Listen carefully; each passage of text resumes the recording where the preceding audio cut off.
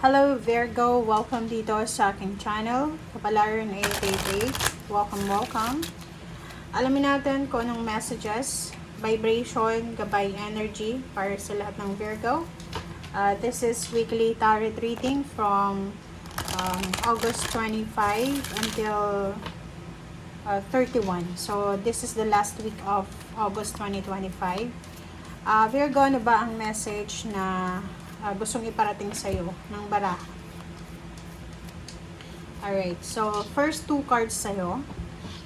Sinasabi ng baraha sa'yo na number 30, number 3, number 40, number 4. So magkasunod siya. The Guardian in the Gate. Maybe may mga Virgo dito na maybe you're waiting for your love life, waiting for promotion, waiting for a job offer, waiting na magbukas itong gate ng garden na to. So, the garden, parang ang garden sa tarot ay nagsisimbolize siya ng happiness, satisfaction, and completion. Diba? So, kung halimbawa naka-close pa siya, possible na may mga Virgo dito na naghihintay pa rin kayo ngayon. So, meron dito sa inyo na naghihintay na yung garden na to, yung gate ng garden ay magbukas na para sa inyo. So, contract signing. So, kung halimbawa na nag-a-apply ka papuntang ibang bansa, maybe you're waiting for a visa or contract signing, parang ganun. So, yung iba naman sa inyo, pwedeng tungkol ito sa bahay nyo, pwedeng nagpapatayo kayo ng bahay, so you're waiting for the finish line. Yung finish na talaga, yung tapos na talaga siya. Okay? But nakikita ko sa'yo dito na you are patiently waiting. Kumbaga, ang Virgo na to ay sobra-sobra siyang patient. Ang Virgo na to ay willing to wait, parang ganun. And sixth chakra, Archangel Metatron, para siyang third eye chakra, diba? So, sinasabi ng barahan na kung ano man tong hinihintay mo, Virgo, ano man tong wini-wish mo, ano man itong minamanifest mo, sinasabi ng barahat sa'yo na sa linggong ito, possible na maliwanagan ka. So, there's awakening, there's an enlightenment, there's a clarity, there's an answer. Parang sinasabi ng bara, kung waiting for an answer ka, waiting for conclusion, sinasabi ng bara sa'yo na possible na dumating siya sa linggong ito. So, ihanda mo yung sarili mo para sa kung ano man siya na balita or conclusion or answers na posibleng para sa'yo.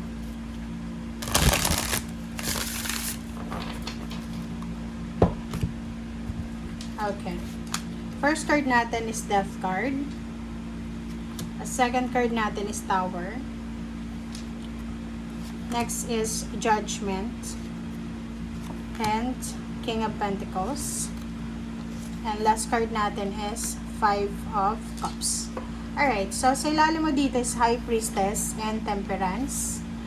Sinasabi ng baraha sa'yo, Virgo, na kinakailangan mong maging mapasensya sa linggong ito. Kasi may mga gusto tayong mangyari sa buhay natin na minsan hindi sa atin pumapabor. Pero meron naman tayong ayaw mangyari sa buhay natin, pero yun yung nangyayari.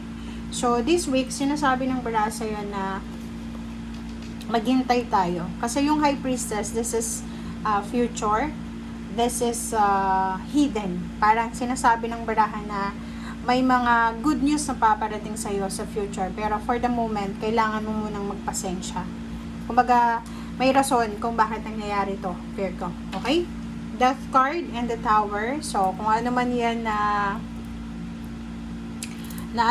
tower moment na pinagdaanan mo. So, maybe there's a distraction of relationship, or job, or career, or plan, or goals. So, parang, yung tower moment kasi dito is, parang unexplainable, or parang hindi natin pwedeng i-deny.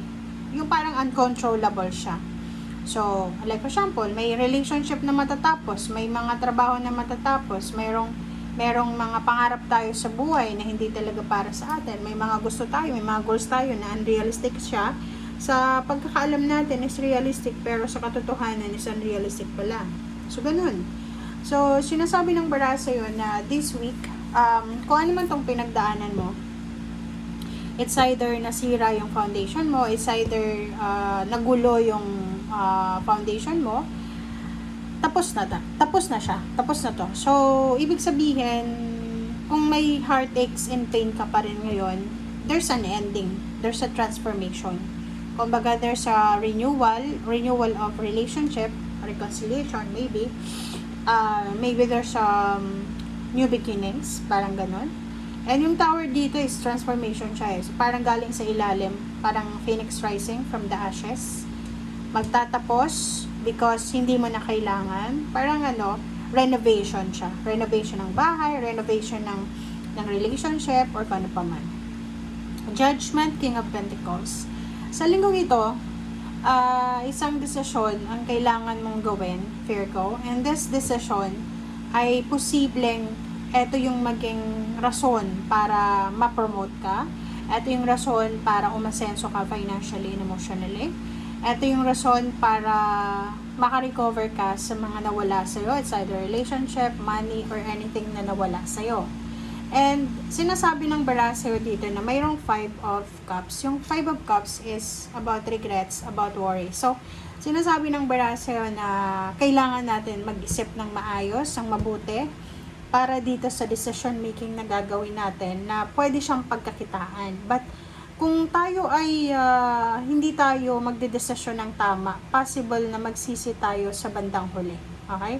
Possible na magsisi tayo sa bandang huli. So, ang linggong ito, maraming desisyon ang kailangan gawin, maraming aksyon ang kailangan na gawin para kumita ng pera, para maayos yung relationship or kung ano man siya.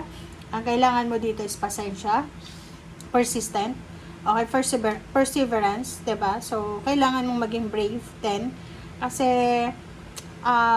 napakahirap magdesisyon ngayon, lalo na halimbawa kung may trabaho ka, huwag ka agad-agad magre-resign kung wala ka naman na backup plan, 'di ba?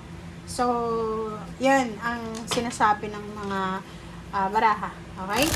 So, let's clarify here ko.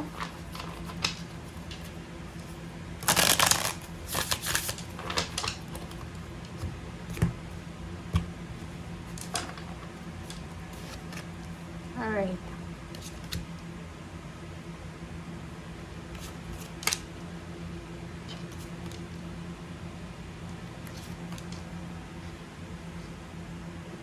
Okay. So, dito sa 5 cards, sorry. Ang ilalim mo dito is King of Swords. Sinasabi ng barahat sa iyo, Virgo, na kailangan daw meron ka na goals for the next 3 months or for the year 2026. Halimbawa, yung mga plano mo hindi nag-work sa 2025. Like, halimbawa, mixed emotions ka. May challenges, may blessings this 2025. Sinasabi ng bara sa'yo dito na kailangan mong planuhin ngayong last week of August 2025. Planuhin mo kung ano yung gagawin mo for the remaining 3 months. 3 months ba o 4 months? September, October, November, December. 4 months, sorry. 4 months. Planuhin mo siya. Okay, para hindi ka magsisi sa bandang huli. Nine of Pentacles and Knight of Cups, sinasabi ng baraha, meron ditong Virgo na kung single ka, okay, single na Virgo, hindi ka naman nagmamadali siguro na makapag-asawa, magkaroon ng relationship. Sinasabi ng baraha sa'yo dito na isa sa mga possible na pwede mong gawin is maghintay ka ng tamang relationship. But dito sa barahang to, sinasabi na kung ikaw ay mahilig mag-travel, like halimbawa, mahilig ka mag-travel, yung parang backpackers ka, 'di ba? May possibilities daw na while you're traveling, possible ka na makatagpo ng relationship na etong relationship talaga na to na eto siya yung pinapangarap mo. Like pangarap mong makapagrelasyon na gwapo, maganda, mayaman, stable yung buhay. Basta, parang perfection siya. So, kung parang sinasabi ng baraha, kung willing kang parang makipagrelasyon sa mga ganyang klaseng tao, dapat to pumunta ka sa lugar na doon sila tumatambay, parang ganun. And yung iba sa inyo dito traveling, so possible din na meron kayo na, like for example, hinihintay, kasi eto ay death card 3 of Wands. So kung ano man tong hinihintay mo, maybe you're waiting for a relationship, Or pwedeng yun, nasa Pilipinas ka, babae ka, or lalaki, o LGBT ka, tapos nakipag-chat ka online sa foreigner. So, pwedeng this August, last week ng August, pwedeng meron kayong conversation na magkikita, magmi-meet up kayo. So, yung long distance relationship ay pwedeng matapos na and makapagsimula na kayo bago matapos yung taon or maybe 2026. Yung iba naman sa inyo, this is travel. Maybe you're waiting for a visa, a passport, or a contract signing, or relocation. And sinasabi ng barahan na tapos na yung paghihintay mo. So, mag-comment ka sa comment section if ano ba tong hinihintay mo, travel plans, ano ba yan, visa, date ba yan. So, this week daw ay tapos na yung paghihintay mo. Okay? Thank you guys. Bye!